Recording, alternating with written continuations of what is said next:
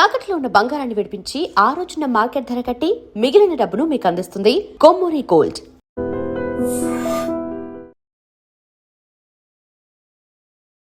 గురుగారు, ఇదివరకు ఒకసారి నేను మిమ్మల్ని ఎందుకు గురుగారు మీ ఈ మార్గం అని అంటే ధర్మ మార్గమే ఎందుకు ఎంచుకున్నారంటే అమ్మ మార్గంగా చెప్పారు. ఈ రోజుల్లో చాలా మంది పేరెంట్స్ ఇంకా అసలు పిల్లల్ని కనాలా వద్దా, ఎందుకు వచ్చింది అని అంటే వాళ్ళు అసలు మనం చూసుకుంటారు, ఇదివరకు ఎవరైనా మనల్ని చూసుకుంటారు కదా పెద్ద అయినప్పుడు అనుకుంటాం. ఎంతో కష్టపడి తిని తినక ఉండి ఉండక చాలా మంది పేరెంట్స్ ఎన్నో సాక్రిఫైస్ చేస్తే పిల్లలు, బట్ ఈ రోజు వాళ్ళే బాధపడుతున్నారు. అనవసరంగా కన్నా లేకున్నా లేదని అనుకుంటాం కదా, ఉండి కూడా ఉపయోగపడట్లేదు. లేదా ఒక రకంగా చూస్తే ఫర్ ఎగ్జాంపుల్ గురుగారు, ఇప్పుడు నేనున్నాను అనుకోండి, నా పిల్లోడు బాగా చదువుకోవాలి, అమెరికాకి వెళ్ళి సెటిల్ అయిపోవాలి అని అనుకుంటాం. వాడు సెటిల్ అయిపోతాడు, అక్కడ నువ్వు ఇక్కడే ఉండిపోతావు. అది కదా బాధ. ఇప్పుడు నీకోసం తిరిగి రావాలంటే నువ్వు ఎంతో ఎమోషన్స్తో, ఎంతో సెంటిమెంట్స్తో, ఎంతో ప్రేమ అనురాగ ఆప్యాయతలు ఉంటే వాడి ఫ్యామిలీతో పాటు ఇక్కడికి రావాలి. పరిస్థితులకు అనుగుణంగా తను కూడా మారిపోతాడు ఇప్పుడున్న స్పీడ్ లైఫ్కి. ఎవరు తప్పు చేస్తున్నారు? తప్పు ఎవరిది తెలియట్లేదు గురుగారు. పూర్వకాలంలో బిడ్డలు కనేటప్పుడమ్మా 7 8 మందిని 10 మందిని కనేవారు. గంపెడు. ఇప్పుడు గంపెడు, వాస్తవంగా గంపెడు పిల్లలు గంపెడు పళ్ళు అలా మాట్లాడుకున్నారు. ఇప్పుడు పిల్లల సంతానంలో ఒకరు ఇద్దరు. ఎందుకని అంటేనమ్మా, నాటి కాలంలో పిల్లల యొక్క సంతతి ఎక్కువగా ఉండేది. ఎక్కువగా ఉన్నటి యొక్క అనుబంధాన్ని బిడ్డలకు తెలియజెప్పేటువంటి వాళ్ళు లేరు. ఎందుకనంటే మా తాత 10 మందిని కానీ ఎంతో కష్టపడ్డాడు. 10 మందిని కన్నా కానీ వాళ్ళు సునాయాసంగానే బ్రతికారు. ఇప్పుడు ఒకరిని పెంచడానికి కోసం మనం ఇబ్బంది పడిపోతున్నాం. కారణం ఏమై ఉంటుంది? ఎక్స్పెక్టేషన్ కాదండి, సమయం. మనిషి దగ్గర టైం లేదు. మీరు గమనించండి, పల్లెటూర్లు పోతే మీకు చాలా టైం మిగిలిపోద్ది. 24 గంటలకి ఏంటి ఇంకా రోజు గడవట్లేదనే ఉంటుంది. అదే సిటీలో మీరుంటే స్పీడ్ ఇదేంటి అప్పుడే అయిపోయిందా? పల్లెటూరుల్లో మీరు పోయి అప్పు తెచ్చుకుంటే సంవత్సరం అంటే వాళ్ళకి చాలా పెద్ద టైం. అందుకని అక్కడ పోతే సంవత్సరం అంటారు. ఇక్కడైతే అలా ఉండదు.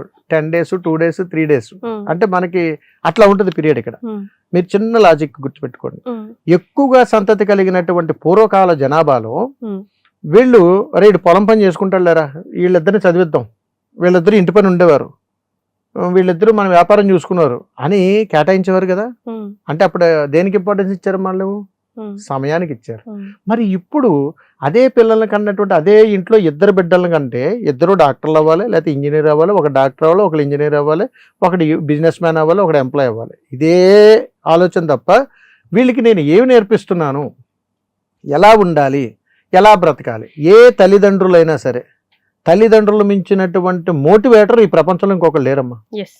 ఎవడో వస్తాడు నా బిడ్డల జీవితాన్ని మార్చాడంటే సాక్షాత్తు పరమేశ్వరుడు కూడా రాడు. అందుకని తల్లిదండ్రులే సృష్టి విజ్ఞాన శ్రీకారం చేసినటువంటి మీరేనన్నా మీ బిడ్డలు మార్చగలిగేటువంటి యథాశక్తి మీ దగ్గర ఉందని చెప్పి ప్రపంచంలోనే అత్యంత విలువతో కూడుకున్నటువంటి మోటివేషన్ చేయగలిగేటువంటి వాళ్ళు ఎవరైనా ఉన్నారంటే తల్లిదండ్రులే. నువ్వు చేయగలేకపోతున్నావు, నీ బిడ్డలు నీ మాటలు వినట్లేదు, నీ బిడ్డలు నీకు అనుకూలంగా మారట్లేదు అంటే అది మీ తప్పు కాదురా, మీ తల్లిదండ్రుల తప్పు, వాళ్ళ తల్లిదండ్రుల తప్పు. ఎందుకనంటే బిడ్డల్ని ఎలా సాకాలి నీకు నేర్పాలి.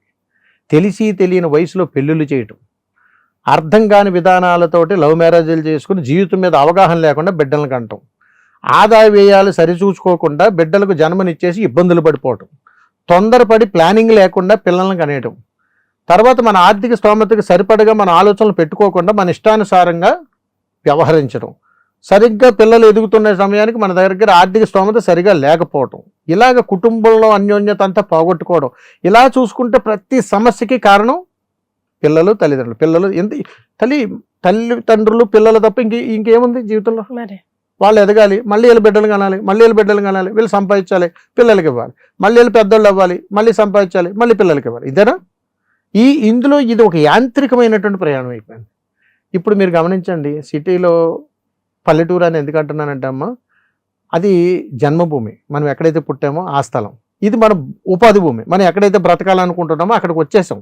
ఒకప్పుడు అదే వ్యాపారం చేసుకునే వాళ్ళు, అదే రైతు పని చేసుకునే వాళ్ళు కూడా ఈరోజు సిటీకి వచ్చి వాచ్మెన్ ఉద్యోగాలు, సెక్యూరిటీ ఉద్యోగాలు చేసుకుంటున్నారు. ఎందుకు తల్లి? సమయం. అంటే ధనం విలువ పెరిగింది, జనాభా పెరిగిపోయింది, పనులు తగ్గిపోయాయి. ఏదో ఒకటి చేయాలి, ఏదో బతుకు తెరువు కోసం 100 విద్యలు. ఇందులో తల్లిదండ్రులకు బిడ్డలకు ఉండేటువంటిది నాటి కాలంలో, నేను చెప్పేది ఒక 100 ఏళ్ల క్రితం.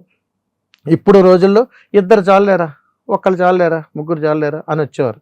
అలాంటి ప్రయాణంలోనమ్మా అప్పుడు కేటాయించారు మనకి.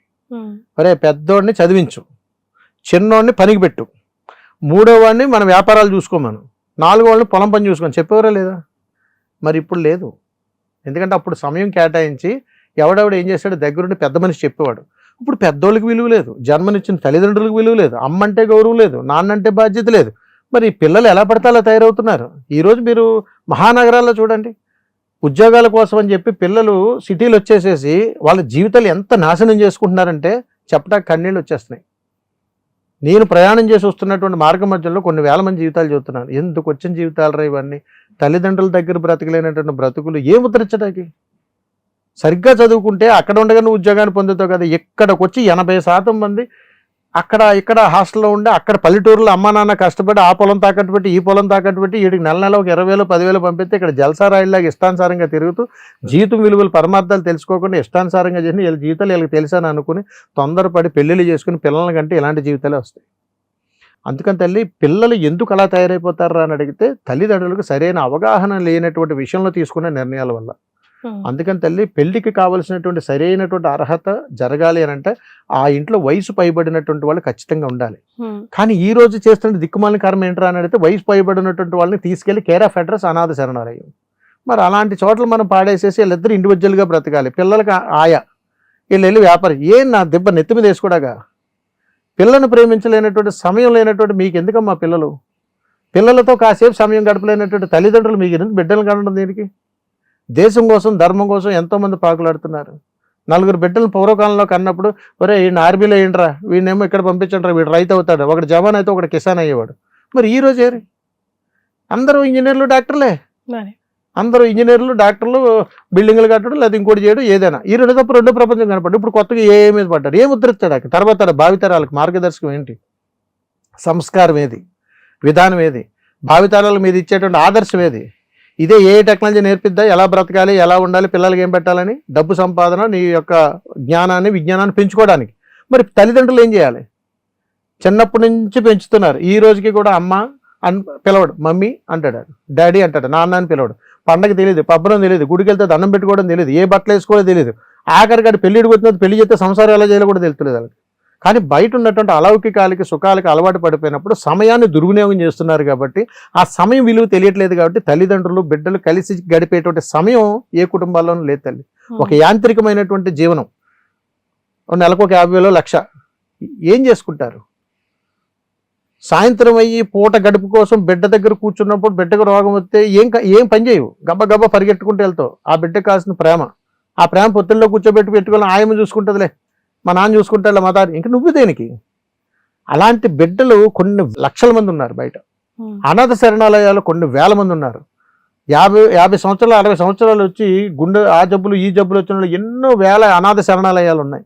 మీకు చెప్పడం ఇష్టం ఉండదు కెమెరా ముఖ్యంగా, బట్ నాకు మీ దగ్గర ఉన్న ఫ్రీడమ్ తో అడుగుతున్నాను. అలాంటి ఎంతో మందికి మీరు హెల్ప్ చేస్తూ ఉంటారు, మాట్లాడుతూ ఉంటారు, వాళ్ళతో వాళ్ళ ప్రాబ్లమ్స్ ని తెలుసుకుంటా ఉంటారు. అవి ఒకసారి గుర్తు చేయండి గురుగారు. తప్పనిసరిగా తల్లి. కార్యక్రమాలు చేస్తూ ఉంటారు కదా మీరు రెగ్యులర్? ఎన్నో రకాల కార్యక్రమాలు చేస్తుంటాం. ఇప్పటికీ కూడా ఎన్నో గ్రామాల పాదయాత్ర చేసుకుంటూ అదే పాదయాత్రలో అదే ఊళ్ళల్లో అదే వయసు పైబడిన వాళ్ళు భిక్షాటం చేసుకున్న తల్లిదండ్రులను చూశాను. ఏమయ్యా ఎందుకు ఎట్లా తిరుగుతున్నారు, మీ అబ్బాయి ఏం చేస్తాడంటే ఆ బిల్డింగ్ మాదేనండి, అందులో మా పెద్ద కొడుకు ఉంటాడండి అంటారు.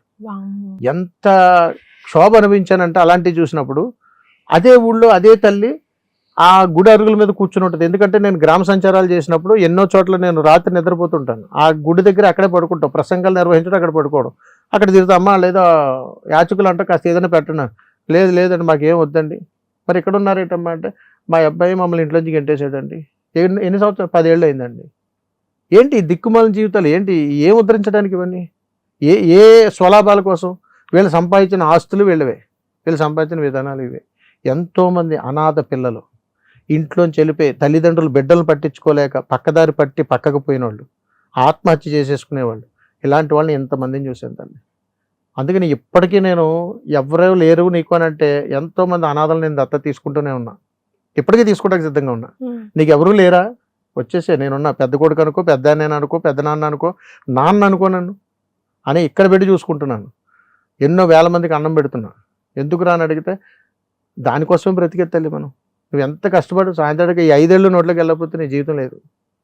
అందుకని పరమాత్మ స్వరూపాన్ని మనం గౌరవించాలి, మనకి ఇచ్చినటువంటి ధర్మాన్ని మనం నిలబెట్టగలగాలి, మన జీవిత పరమార్థాన్ని మనం సార్థకత చేసుకోవాలి. అందుకని తల్లిదండ్రులు మించినటువంటి దైవం ఈ భూమండలం మీద ఇంకొకటి లేదని చెప్తాను. వాళ్ళను విస్మరించి తల్లిదండ్రులను విస్మరించి బ్రతికే కాదు, ఇద్దరిదే తప్పు ఉంది. తల్లిదండ్రులుగా మీరు మీ సుఖానుసారం బిడ్డలను కన్న తర్వాత వీళ్ళు చచ్చేదాకా పోషించాల్సినటువంటి బాధ్యత మీదే. మరియు వారు పిల్లలు కూడా ఎదుగుతూ ఉన్నప్పుడు వారి వారి ధర్మాన్ని బాధ్యతగా స్వీకరించి తల్లిదండ్రులు వృద్ధాప్య దశ వరకు కూడా కాపాడాల్సిన ధర్మం కూడా వాళ్ళదే. ఈ రెండిట్లకి అన్యోన్యత మనకి ఎక్కడికి పోతుందిరా అని అంటే డబ్బు, సమయం, వీటి మీద వ్యామోహంతో ఇవన్నీ పాడవుతున్నాయి తల్లి. అందుకని కాస్త కుటుంబాలకు విలువలు ఇచ్చుకోగలిగినటువంటి విధానాలను తీసుకొచ్చేటువంటి ప్రయాణం నేను చేస్తున్నాను. అందుకని మీరు ఎన్నిసార్లు నన్ను అడగండి, ఏదైనా అడగండి, భగవంతుడి కంటే గొప్పది ఏదన్నా ఉందరా ఈ భూమండలం మీద అంటే నీకు జన్మనిచ్చిన నీ అమ్మ నాన్న కంటే ఇంకొకటి లేదమ్మా, వాళ్ళ కట్టమ్మ గుడి అంటాను నేను. వాళ్ళని వదిలేసి నువ్వు ఇవన్నీ చేసేదంతా నాటకమే, ట్రాష్ అంటాను వాస్తవంగా. అందుకని ఏంటంటే నీ తల్లిదండ్రుల పాదాలకు నమస్కారం చేయి, నిన్నెవడమన్నాడు ఏ గుడికి గోపురానికి, అవసరం లేదు. ఇది ఇప్పుడు అది కావాలి, ఇప్పుడు అవసరం సమాజానికి, నవ సమాజానికి ఇప్పుడు కావాల్సింది అదే. ఇదే మొత్తుకుంటున్నాను, ఖచ్చితంగా మార్పు తీసుకొస్తా. గుడి కంటే గొప్పది తల్లిదండ్రుల గర్భాలయం. ఆ తల్లి నిన్ను కడుపులో పెట్టుకుని ఒక గర్భాలయంలో దేవుని పెంచినట్టు పెంచింది 272 రోజులు. 100 సంవత్సరాలు నిండు 100 ఏళ్ళు బ్రతికి దేశాన్ని ఉద్ధరిస్తావని. కానీ 272 రోజులు బయటకు వచ్చిన తర్వాత నువ్వు 9 సంవత్సరాలు 10 సంవత్సరాలు అమ్మ విలువ లేకుండా 90 ఏళ్ళు వచ్చిన వృద్ధురాలను బయటికి గెంటెత్తను. ఇది కాదురా జీవితం అనేది నా ధర్మం. అందుకని ఆ ధర్మం వైపు ప్రయాణం చేస్తున్నాను తల్లి. And for more videos, Please subscribe to iDream. Please subscribe to iDream. Please subscribe iDream. And please subscribe to iDream. For more videos, subscribe to iDream. please like, share, and subscribe to the channel. Congratulations, iDream. subscribe to iDream. Subscribe to iDream. So subscribe to iDream Media. iDream ki iDream team andarki huge congratulations. Please subscribe iDream Media. Please subscribe to iDream. Subscribe iDream. Please subscribe to iDream. iDream అంటే నా కళల channel subscribe చేసుకున్న నోరు తిరుగుతలేదు, మీరైతే గంట గుర్తు కొట్టండి. For more such videos, please subscribe to iDream. Subscribe to iDream. Please subscribe to iDream. Please subscribe iDream Media. Please do subscribe to iDream. Please subscribe to iDream Media. For best entertainment and information, please subscribe iDream. And don't forget to subscribe to iDream.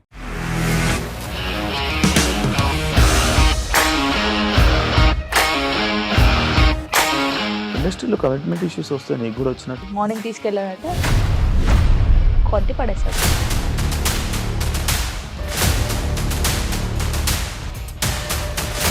ఒక్కళ్ళు కూడా చూడలేదు ఈ cinema అని చెప్పడానికి కూడా చాలా ధైర్యం కావాలి. అది నిజం కదా, దాంట్లో ధైర్యం ఏంటి? ఇది నెక్స్ట్ డే ప్లేట్ మార్చేస్తే తప్పు కదా. As of now, we are comfortable this అని నేను అనుకుంటున్నాను. రష్మిక గారిది మీది ఒకే ఊరు అంటే కదా. నీకు కోపం వచ్చిందంటే బాగా తిట్టేత్తరా? తిట్టేద్దామండి. నిజంగా గేమ్ ని ఎలా చేంజ్ చేయగలిగారు? ఏపీఎస్ఎఫ్సి వాళ్ళకి 6 నెలల్లో నేను 6 లక్షలు కట్టా. బిజినెస్ చేయాలనుకుంటే it is as difficult as riding a tiger.